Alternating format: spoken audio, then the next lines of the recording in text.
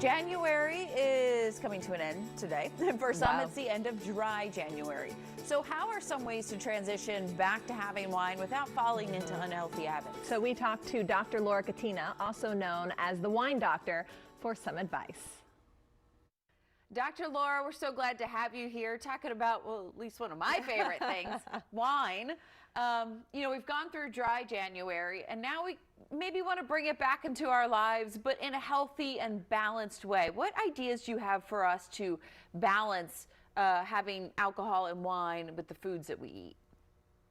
Yes. What I like about dry January is that it actually sort of creates new habits of moderation. And, wine is a wonderful thing. It's been around for thousands of years. It's part of the Mediterranean diet. When consumed in moderation, it makes you happy. It makes food taste better. It can even reduce your cardiovascular risk, things like dementia, better glucose control in diabetics.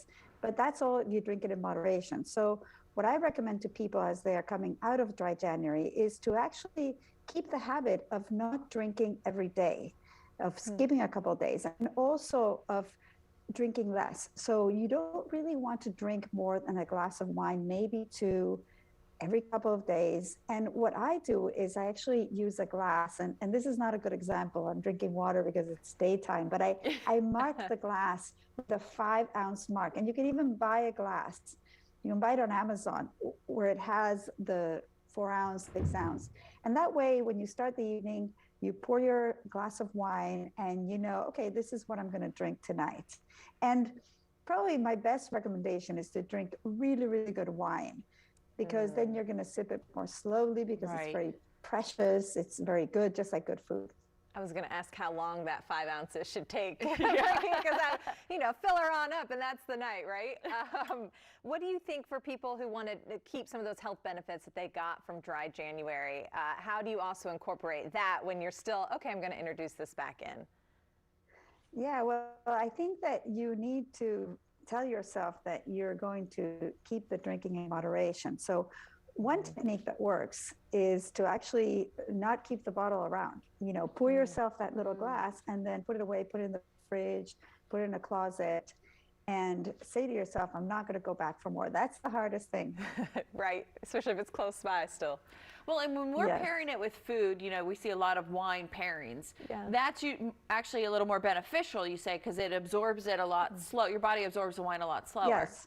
Yeah. So actually, it's been shown that eating your food slowly, really chewing your food is better for your health as well. So, drinking slowly, eating slowly, and, trying to stick to really healthy foods. That's why the Mediterranean diet is also associated with so many health benefits. Right. And that means having a mix of fruits and vegetables and grains and beans and fish and not too much meat. And no sweets.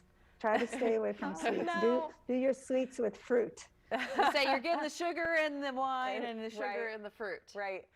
We know you know so much more than we do, Dr. Laura, and you actually put this all into a book, right, to kind of help us out?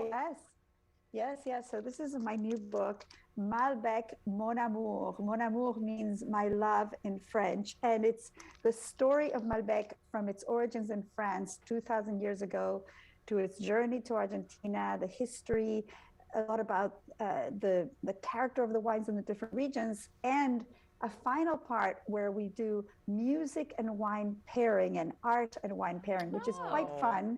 If you ever want to have a really entertaining party, put some music on and ask your guests to tell you which music goes better with each wine. And it's quite fun to do that. What a cool idea. You always hear wine and cheese or wine and chocolate. I love that. Malbec, one of my favorites. So Mon Amour Malbec to me as well, Dr. Laura. Thank you and congratulations. Thank you so much for having me. Did you have any Malbec, Kristen? Of course, it was the weekend. Friday night. Got to enjoy it. But I love that thought of putting music with it. Yes, each one has a different their own type of pairing. I love that.